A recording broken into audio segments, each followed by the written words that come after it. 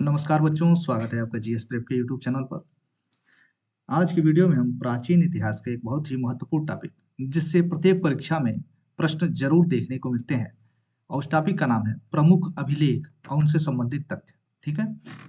प्राचीन इतिहास में जितने भी प्रमुख अभिलेख स्थापित किए गए, जिन शासकों के द्वारा स्थापित किए गए, और अभिलेख से क्या तथ्य प्रश्न के रूप में बन सकते हैं, उन सभी चीजों के बारे में इस वीडियो में हम देखेंगे।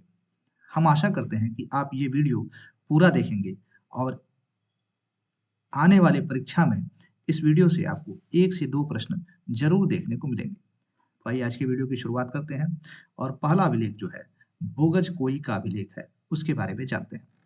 यह जो बोगज कोई का अभिलेख था, वह मध्य एशिया माइनर के समीप तुर्की के बोगज कोई नामक स्थान पर पाया गया था। और इस अभिलेख पर जो है इंद्र, वरुण, नशत्य एवं मिस्र जैसे देवताओं के नाम अंकित हैं। अगला जो महत्वपूर्ण अभिलेख है जूनागढ़ या गिरनार का अभिलेख। यह अभिलेख जो है गुजरात प्रांत में काठियावाड़ जिले में गिरनार की पहाड़ियों पर स्थापित है। कहाँ पर है? यह गुजरात के काठियावाड़ जिले में गिरनार की पहाड़ियों पर स्थित है, इसीलिए गिरनार का अभिलेख भी इसे कहा जाता है। इस अभिलेख को जो है शक शासक रुद्रदामन ने 150 ईस्वी में स्थापित करवाया था। किसने कराया था? रुद्रदामन, जो कि एक शक शासक था, 150 ईस्वी में इसे स्थापित करवाया था। यह जो है अभिलेख, जूनागढ़ का अभिलेख, यह संस्कृत में लिखे जाने वाला भारत का पहला अभिलेख था। आपसे प्रश्न पूछा जा सकता है कि संस्कृत में लिखा जाने वाला भारत का पहला अभिलेख कौन है? तो जूनागढ़ या गिरनार का अभिलेख है। इस अभिलेख पर चंद्रगुप्त मौर्य, अशोक, रुद्रदामन एवं स्कंदगुप्त का नाम उल्लिखित है और सुदर्शन झील का के निर्माण का वर्णन इस अभिलेख पर किया गया है। तो जूनागढ़ या गिरनार के अभिलेख से इतने तथ्य प्रमुख थे। अगला जो महत्वपूर्ण अभिलेख है वह है हाथी गुफा अभिलेख। यह अभिलेख जो है उड़ीसा में भुवनेश्वर के निकट खोर्दा जनपद में उदयगिरी की पहाड़ियों में स्थित है। ठीक है, उड़ीसा की उदयगिरी पहाड़ियों में स्थित है और इसको अभिलेख को चेदी वंश के राजा खारवेल के द्वारा स्थापित करवाया गया था।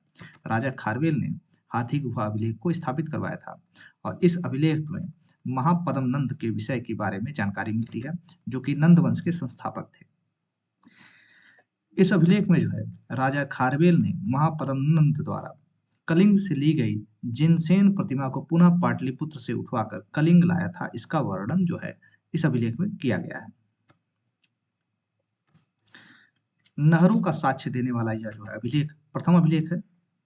जो हाथी गुफा अभिलेख है वह नहरों का साक्ष्य देने वाला प्रथम अभिलेख है।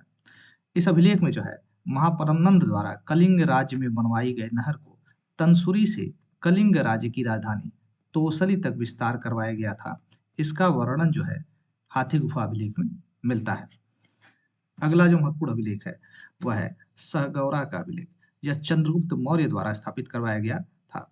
जैसे चंद्रगुप्त मौर्य द्वारा स्थापित करवाया गया था और उत्तर प्रदेश के गोरखपुर में यह स्थापित है।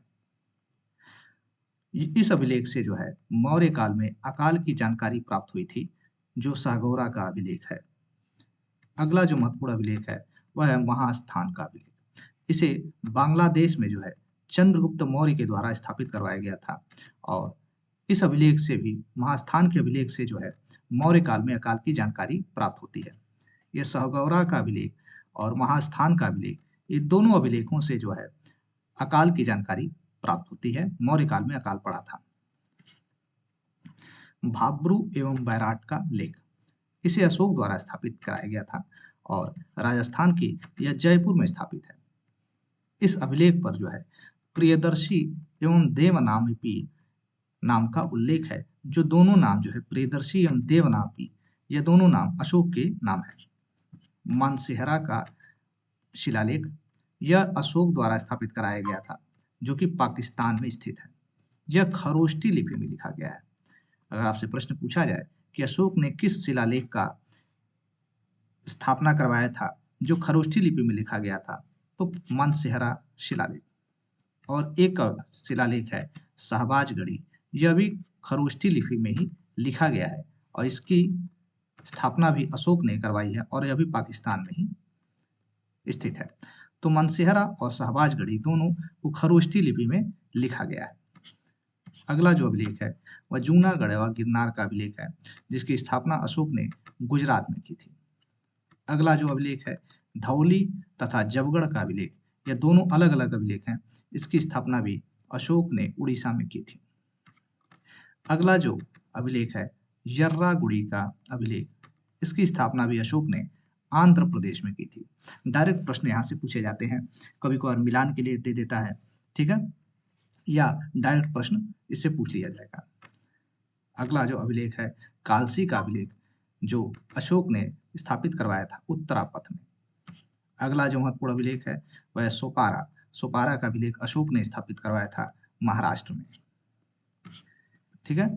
अगला जो अभिलेख है शरेकुना व लंघमान अभिलेख, ये दोनों अभिलेख जो है तक्षशिला में स्थित थे, ठीक है, और अरामेइक लिपि में लिखे गए थे। तो अगर आपसे प्रश्न पूछा जा सकता है कि शरेकुना व लंघमान अभिलेख किस लिपि में लिखे गए थे, तो अरामेइक लिपि में लिखे गए थे और यह दोनों अभिलेख तक्षशिला में स्थित हैं।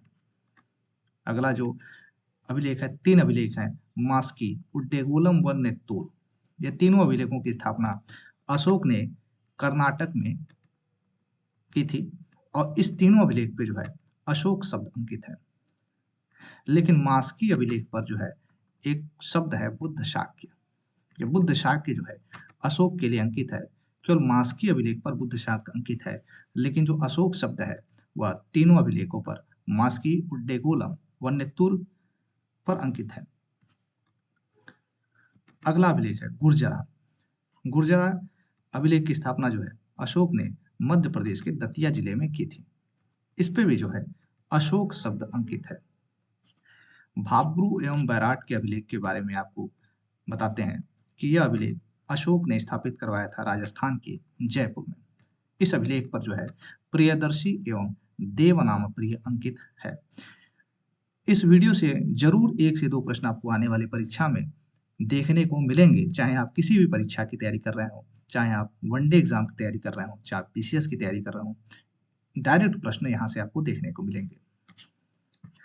अगला जो स्तंभ लेख है वह है दिल्ली टोपरा स्तंभ लेख। इसकी स्थापना भी अशोक ने की थी और यह दिल्ली के जामा मस्जिद में स्थित है। अगला स्तंभ लेख है दिल्ली मेरठ स्तंभ लेख। इसकी स्थापना भी अशोक ने की थी और यह दिल्ली के फिरोजाबाद में स्थित है।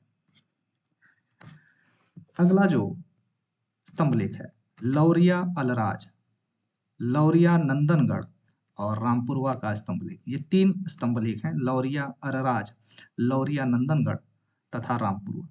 ये तीनों स्तंभ लेख जो हैं यह बिहार के चंपारण में स्थित हैं, इसलिए तीनों को एक जगह बता दिया गया आपको। ये तीनों स्तंभ लेख की स्थापना अशोक ने की थी और इस स्तंभ लेख जो तीनों स्तंभ लेख है इस पर मयूर की आकृति बनी हुई है। इसी आकृति के आधार पर जो है मौर्य वंश के शासकों को मौर्य क्षत्रिय कहा गया है। अगला जो स्तंभ लेख है वह है प्रयाग स्तंभ लेख। इसकी स्थापना अशोक ने उत्तर प्रदेश के प्रयागराज में की थी। अगला जो स्तंभ लेख है वह है सांची का स्तंभ लेख। इसकी स्थापना अशोक ने मध्य प्रदेश के सांची में की थी। अगला जो महत्वपूर्ण स्तंभ लेख है सारनाथ का स्तंभ लेख। इसकी स्थापना जो है अशोक ने की थी और यह स्तंभ लेख क्यों महत्वपूर्ण है आइए एक एक करके हम जानते हैं।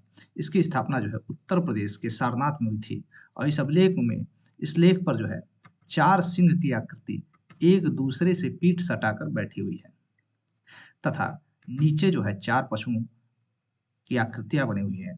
वह 4 पशु कौन कौन से हैं, तो गज मतलब हाथी, अश्व मतलब घोड़ा, वृषभ मतलब बैल और सिंह मतलब शेर। इन 4 पशुओं की आकृति बनी हुई है नीचे। इस स्तंभ लेख के पृष्ठभाग पर जो है मुंडोकपनिषद से लिया गया सत्यमेव जयते शब्द उत्कीर्ण है। सत्यमेव जयते शब्द उत्कीर्ण है और सत्यमेव जयते कहां से लिया गया है, तो मुंडोकपनिषद से लिया गया है। 26 जनवरी 1950 को सारनाथ स्तंभ लेख को राष्ट्रीय चिन्ह के रूप में अंगीकार कर लिया गया था तथा 1905 में ऑरेल स्टाइन द्वारा इसकी खोज की गई थी। सारनाथ के स्तंभ लेख की खोज किसने की थी, तो ऑरेल स्टाइन ने 1905 ईस्वी में की थी। अगला जो स्तंभ लेख है कौशाम्बी का स्तंभ लेख। इसकी स्थापना जो है अशोक ने उत्तर प्रदेश के कौशाम्बी में की थी। अगला स्तंभ लेख है निगाली सागर या निगलीवा का स्तंभ लेख। इस लेख को जो है अशोक ने अपने राज्याभिषेक के 14वें वर्ष में स्थापित करवाया था। और कहाँ पे करवाया था? तो नेपाल में एक स्थान है तराई में, निगाली सागर, वहां पर जाकर इस स्तंभ लेख का स्थापना करवाया था। और यह जब अशोक अपने राज्याभिषेक के 14वें वर्ष तराई में जो है निगाली सागर में गया था, तो वहां पर एक कनक मुनि थे, उनके स्तूपों का संवर्धन करवाया था। संवर्धन मतलब होता है 2 गुना विस्तार, ठीक है। और इन्हीं संवर्धन के बारे में का वर्णन जो है, इन कनक मुनि के स्तूपों का जो विस्तार करवाया था, इसी का वर्णन जो है इस लेख पर किया गया है, निगाली सागर या निगलेवा के स्तंभ लेख पर। अगला जो महत्वपूर्ण लेख है रुम्मिनदेही का स्तंभ लेख। यह 14वें वर्ष गया था राज्याभिषेक के निगलेवा, और यहाँ रुम्मिनदेही जो है अशोक अपने राज्याभिषेक के 20वें वर्ष इस लेख को स्थापित करवाया था। अशोक अपने राज्याभिषेक के 20वें वर्ष नेपाल में लुम्बिनी जाकर महात्मा गौतम बुद्ध के जन्म स्थान की स्मृति में इस स्तंभ लेख को स्थापित करवाया था। इस स्तंभ लेख के अनुसार जो है अशोक ने लुम्बिनी में बलि कर, जो कि एक धार्मिक कर था, उसको समाप्त कर दिया तथा भू राजस्व नामक कर को 1/6 से घटाकर 1/8 कर दिया था। अगला अभिलेख है भरहुत का स्तूप, ठीक है, स्तूप है, ये अभिलेख नहीं है। इसकी स्थापना भी अशोक ने की थी और 1873 ईस्वी में डॉक्टर अलेक्जेंडर कनिंघम ने उल्लेख इसमें किया है कि इस स्तूप का निर्माण जो है पुष्यमित्र शुंग के द्वारा किया गया था। एक इतिहासविद थे डॉक्टर अलेक्जेंडर कनिंघम, ठीक है, और उन्होंने उल्लेख किया है कि जो भरहुत का स्तूप है उसका जो निर्माण है वह पुष्यमित्र शुंग के द्वारा किया गया है। यह भरहुत का स्तूप जो है मध्य प्रदेश के सतना में स्थित है। अगला जो अभिलेख है लेख है धनदेव का अयोध्या लेख। धनदेव का अयोध्या लेख, इस अभिलेख में जो है पुष्यमित्र शुंग द्वारा 2 अश्वमेध यज्ञ और 1 राजसूय यज्ञ कराए जाने का वर्णन है। यह जो है उत्तर प्रदेश के अयोध्या में स्थित है। अगला अभिलेख है गरुड़ स्तंभ लेख। गरुड़ स्तंभ लेख को जो है स्थापित करवाया था हेलियोडोरस नामक राजदूत। हेलियोडोरस नामक राजदूत जो था वह एंटियाल किट्स का राजदूत था। अभी पिछले वीडियो में आपको बताया गया है, जब हम जो प्रमुख वंश उनके शासक थे तो उसमें भी आपको यह तथ्य बताया गया था। यह जो हेलियोडोरस था वह विदिशा के बेस नगर में स्थापित करवाया था गरुड़ स्तंभ लेख को, ठीक है। हेलियोडोरस जो था यूनानी शासक एंटियाल किट्स का राजदूत था और हेलियोडोरस जो था शुंग वंश के 9वें शासक भागभद्र के शासनकाल में आया था। अगला जो महत्वपूर्ण अभिलेख है नागनिका का नाना घाट का अभिलेख। यह पूना में स्थापित है। और नागनिका कौन थी? तो नागनिका जो थी वह सातवाहन वंश के प्रमुख शासक सातकर्णी प्रथम की पत्नी थी। यह अभिलेख जो है भूमि दान की जानकारी देने वाला प्रथम अभिलेख है, ठीक है। और सातकर्णी प्रथम ने ब्राह्मणों एवं बौद्धों को भूमि दान में दिया था। तो आपसे यहाँ प्रश्न पूछा जा सकता है कि भूमि दान की जानकारी देने वाला प्रथम अभिलेख कौन है? तो नागनिका का नाना घाट का अभिलेख। अगला अभिलेख है गौतमी बलश्री का अभिलेख। यह महाराष्ट्र के नासिक में स्थापित है और इसकी स्थापना गौतमी बलश्री ने किया था। और गौतमी बलश्री जो थी वह गौतमी पुत्र सातकर्णी की माता थी। इस अभिलेख में जो है गौतमी पुत्र सातकर्णी को एका ब्राह्मण एवं अद्वितीय ब्राह्मण कहा गया है। इसी में आप थोड़ा सा ये भी जान लीजिए कि मिलिंद पन्हु ग्रंथ के बारे में आप जान लीजिए। मिलिंद पन्हु ग्रंथ क्या था? तो यह बौद्ध भिक्षु नागसेन ने इसे पाली भाषा में लिखा है, ठीक है। तो मिलिंद पन्हु ग्रंथ जो है, यह बौद्ध भिक्षु एक नागसेन था, उसने ही इस ग्रंथ की रचना की है। और इस ग्रंथ में जो है बौद्ध भिक्षु नागसेन और मिनांडर जो कि डेमेट्रियस वंश का शासक था उसके मध्य हुए वार्ता का उल्लेख है। तख्त ए वही का लेख, यह पेशावर में स्थापित है और यह पहलव शासक गुंडो फिरनस से संबंधित है। अगला जो महत्वपूर्ण लेख है वह है प्रयाग प्रशस्ति। इसे हरिसेन द्वारा स्थापित करवाया गया था प्रयाग प्रशस्ति को, और यह जो है अकबर के इलाहाबाद किले में स्थापित है। प्रयाग प्रशस्ति में जो है समुद्रगुप्त के युद्धों की जानकारी मिलती है। अगला जो महत्वपूर्ण स्तंभ लेख है वह मेहरौली का स्तंभ लेख है।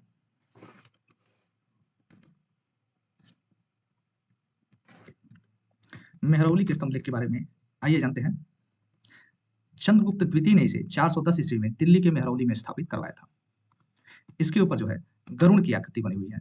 जो मेहरौली का स्तंभ लेख है, इसके ऊपर जो है गरुड़ की आकृति बनी हुई है, जिसकी स्थापना 410 ईस्वी में चंद्रगुप्त द्वितीय ने दिल्ली के मेहरौली में स्थापित करवाया था। अगला अभिलेख है बिलसत का अभिलेख।